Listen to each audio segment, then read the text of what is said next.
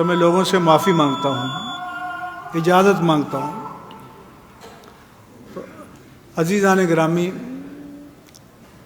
اس کے ساتھ ساتھ میں یہ گزارش کروں گا کہ اپنے اندر قوت پیدا کیجیے، حوصلہ پیدا کیجیے۔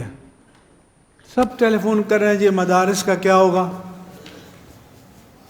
مدارس چلنے کے لیے بنے ہیں، سبحان اللہ، مدارس جاری رہنے کے لیے بنے ہیں۔ انشاءاللہ، ہم سے پوچھے نہیں، جو ہمارا کام ہے ہم کر رہے ہیں۔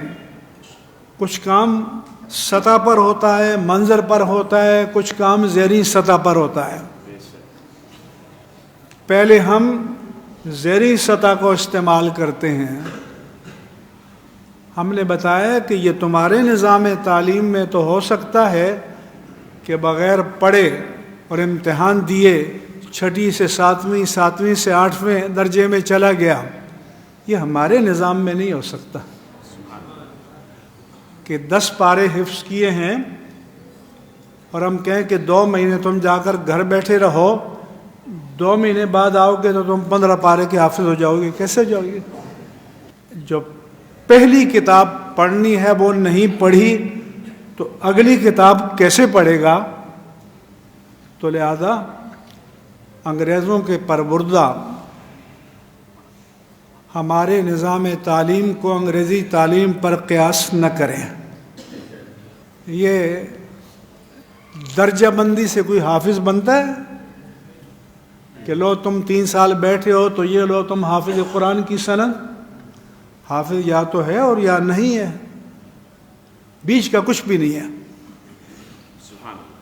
سو ہمت پیدا کرے آپ اپنے اندر، حوصلہ پیدا کرے آپ اپنے اندر، جرأت پیدا کرے آپ اپنے اندر۔ خادم حسین رضوی کو سن لیا کرے۔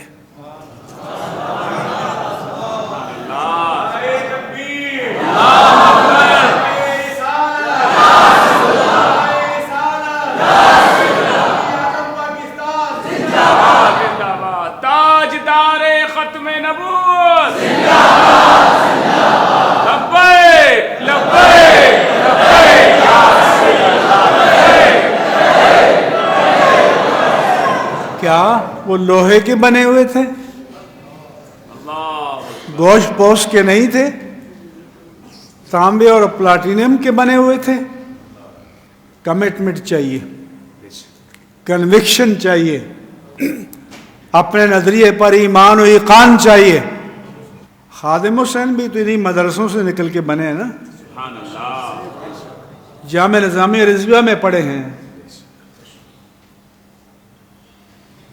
ان کے استاد علامہ عبدالستار سعیدی آج بھی موجود ہیں۔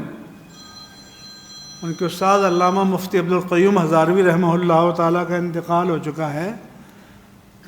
تو ان مدرسوں کو وہ ٹکسال بناؤ جن میں خادم حسین ڈھلے، جن میں جمیل احمد نعیمی جیسے ڈھلیں، جن میں شاہکار پیدا ہوں۔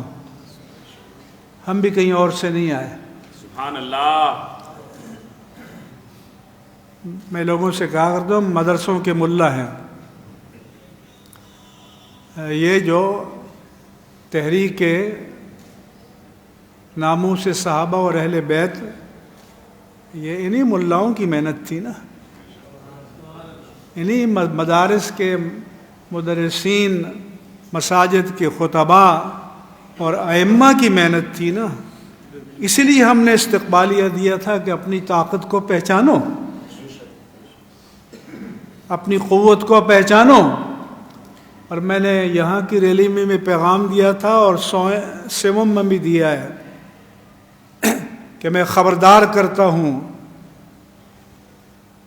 متنبہ کرتا ہوں، وارن کرتا ہوں، ڈرو اس وقت سے جب ان دیوانوں کو اپنی طاقت کا احساس ہو جائے گا۔